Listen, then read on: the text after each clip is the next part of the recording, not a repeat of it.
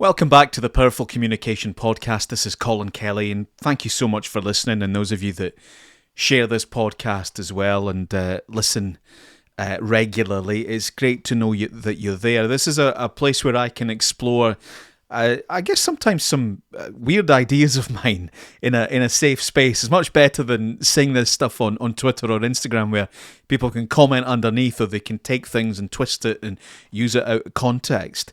The podcast is a kind of safe place for me to do some of this. I've always been really interested in Charles Dickens. I love the books, I love the stories. I studied it when I was in kind of final years of secondary school. The fact that he was a journalist always very much appealed to me as well. And his sort of conflicting ideas. So one thing about Charles Dickens, or at least my understanding of him, that he didn't like the state, he didn't like the government. He didn't like the establishment. He would have a right go at them, but neither was he a radical that wanted to bring it all down. He thought he could make it better, or maybe more accurately, he thought that we could make it better, or that they could make themselves better. And that's always something that has, I suppose, struck a chord with me, and I hope maybe found its way into my life and our business as well, in the way that we do things. So, there's these people that would tear it all apart, and we don't subscribe to that, but neither do we want to become the greedy elite either. And one of the ideas, I suppose, that Charles Dickens had was this idea that commerce could be a force for good if it was guided by a moral compass. Okay, so if you've got good people doing good things, business can very much be part of that as well. So this idea, I suppose, of the enterprise as a force for good in our society, rather than it being entirely selfish and only concerned with profit and using people, in that way. And I think when we look around society today, we see a lot of businesses actually taking that on. And there's been lots of research done recently that actually a lot of people expect businesses, so private sector profit-making businesses, they expect them to do something for the common good, or for, I suppose, positive societal change. You can even see that this is something that the Scottish government are quite big on.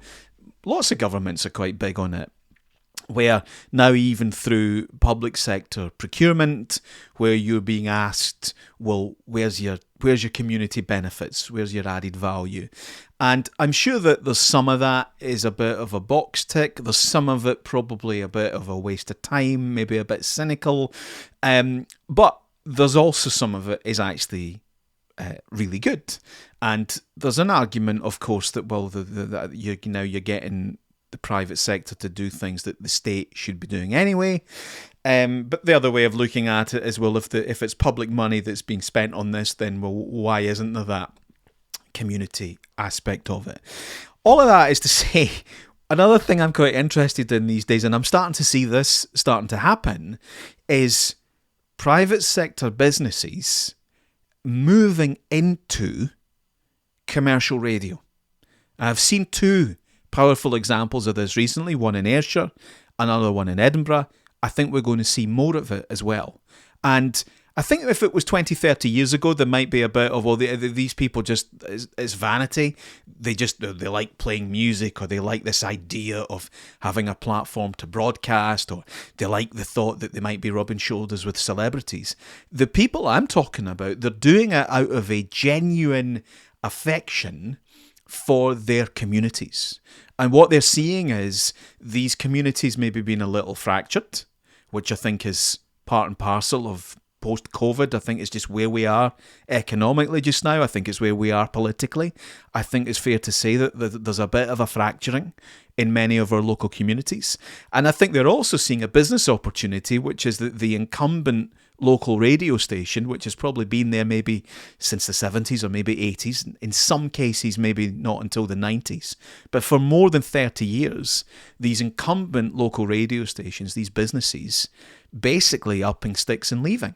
And I think what we're seeing is private individuals maybe who advertised on radio or who enjoyed listening to it, thinking, oh, okay, well, we'll go in and do that. And part of it, I think, is because they value that community and they want to give something back. They want to try and bring it together again. But I think they also see a business case that, well, there must be, you're not telling me that Edinburgh can't support its own 24-hour radio station, and if Ayrshire could do it back in the late 90s, well, why can't it do it now? Especially with increased and improved technology. Well, let's try it. And with DAB, they have the ability to do that. You don't need to go through the old-fashioned beauty parade that the regulator used to do, where they'd advertise a license and you'd all bid for it and the best bidder won. They don't do that anymore. If you can jump through a couple of hoops and pay a bit of money and get the requisite license and have your house in order, then there's lots of opportunities now for almost anyone to put together a case to run a radio station on DAB or DAB+. There's a community aspect to it, but there's also a private enterprise profit-making element, which is more expensive, where you could put your radio station on the DAB multiplexes. And as I say, I've mentioned a couple of examples, Ayrshire, Edinburgh. I'm also seeing people doing this down south now as well. And in most cases, these are not just radio enthusiasts. These are people who have built businesses in other sectors who are now adding that dimension to their portfolio. And if I could just jump even further into the future with this, because I think we'll see more of this, the other thing I think that we'll see is private enterprise moving in and providing news. So there's lots of discussion around what's the future of journalism, what's the future of local news, will people ever pay for news again, where's it going to come from? I wouldn't be surprised at some point in the future if you look at the businesses around you that provide, like your local supermarket, like these Sainsbury's locals, these co-op locals that you've got in towns and villages all over the place. I wouldn't be surprised if at some point businesses like them think, okay, there's no local journalism, the local newspaper's not what it was, or it's gone completely. Okay, we'll do it. And this is pure speculation on my part, but I wouldn't be surprised. You've got these local democracy reporters, and a lot of them at the moment are actually employed by a local newspaper, or they're employed by the BBC. It's funded by the UK government, but they're employed by and they work for the media outlet. I wouldn't be surprised in a few years if the next version of these local democracy reporters and local journalists, I wouldn't be surprised if they're employed by a local supermarket not too far from now. I think there might be a future of news and local journalism in private enterprise, whether it's supermarkets or pubs or football clubs. I think that's what we'll start to see. Who knows? But it's really interesting, businesses and this idea of contributing to the common good, doing something for society. And I think creating radio stations and producing news, and clearly there's a risk there of conflict of interest, isn't there? But I think some of them will go down that road. Again, as ever, thank you very much for listening. We don't just philosophize on the future of business or the future of journalism. We do a lot of training and consultancy. If you're new to Comsteria, have a look at our website, whether it's presentation skills training, podcast, video production, crisis comms, PR, media. Communication's our passion. So please do get in touch. Have a look at us, comsteria.co.uk. Thanks so much for listening.